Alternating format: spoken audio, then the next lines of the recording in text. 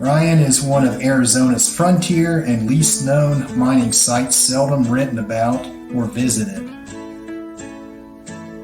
Exploration of the Warm Springs Canyon area north of Buckskin Mountain nearby Jacob Lake began in the 1890s. With prospectors identifying limonite-stained Cherty sandstone fragments on the surface indicating veins of copper mineralization around Lamb's Lake, later known as the Petoskey Claims. Local geology included copper ore bodies distributed along northeast-southwest trending fractures occurring in country rock comprised of Kaibab limestone, calcareous sandstone, and chert. Many of these are shallow and can be mined in open cuts. Copper carbonates, azurite, and malachite are primary, with some chalcocite, bornite, cuprite, and chrysocolla. Early exploitation of these deposits was by pick, shovel, and blasting powder. Additional mining ventures followed, with Aquila Nebecker from Salt Lake City and a man named Ryan, both of which were the original operators of the Coconino or Coconino City mine and townsite around 1900. Near the mouth of Warm Springs Canyon, 23 miles south of Fredonia on Forest Route 22, also known as Ryan Road, the site was said to rival that of the nearby Petoskey Claims 7 miles east. Nebecker sold his interest in the mine to Ryan for $40,000, who christened the mining camp after himself. One source claims that Ryan was the father of the famous late 19th century prize fighter, Paddy Ryan. Mining was conducted on multiple claims northeast of Warm Springs Canyon around 1901. The Coconino Copper Company sent small shipments of ore to a reverberatory furnace at Ryan along a road connecting Warm Springs Canyon to Jacob Lake. The company erected housing at Ryan for its employees, and a post office operated on site for 6 months in 1902. It also oversaw the smelter, charcoal furnaces, and leaching plant. Water for both the smelter and the camp was supplied by a wooden pipeline from Big Springs 7 miles south. The high silica content of the ore and instability of the copper compounds hindered production.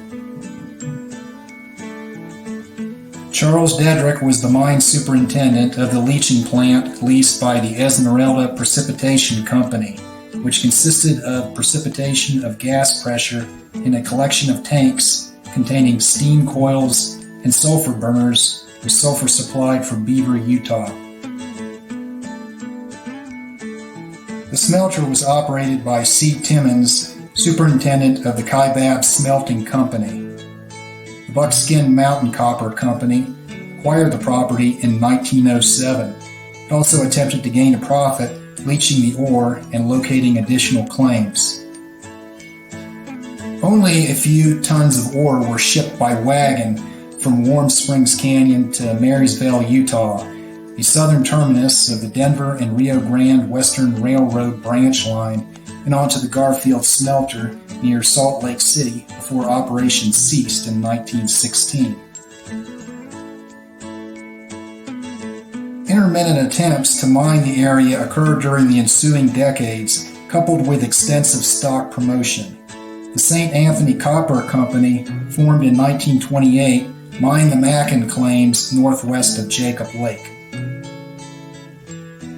A railroad was built from Buck Ridge down Warm Springs Canyon to the newly erected 100-ton blast furnace at Ryan. An aerial tramway was also attempted, yet abandoned probably due to economics and the fire that destroyed the furnace the following year.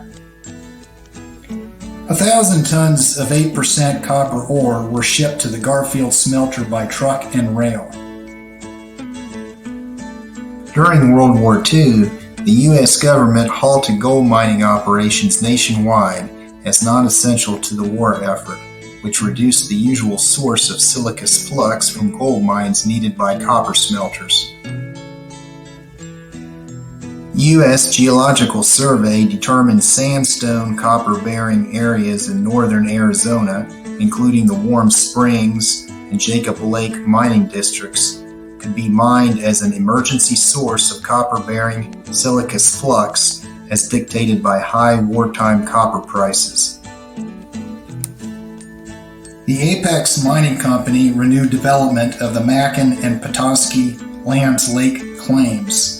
By 1944, V.M. Ryan, possibly related to the original investor at the Ryan mine, and S.B. Atherley, subleased both claims, extracting over 9,000 tons of ore by use of gasoline-powered shovels, including some gold and silver.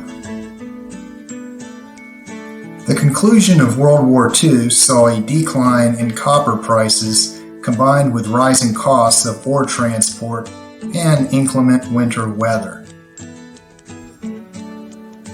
These factors reduced the profitability and development of the mines in the Kaibab vicinity, with eventual reversion to the Forest Service by the 1970s. Overall, the Warm Springs and Jacob Lake mining districts produced over 4 million pounds of copper, making their mark in the region's mining history. The remnants at Ryan testify to the fortitude and economic prowess of the local population residing on the Arizona Strip.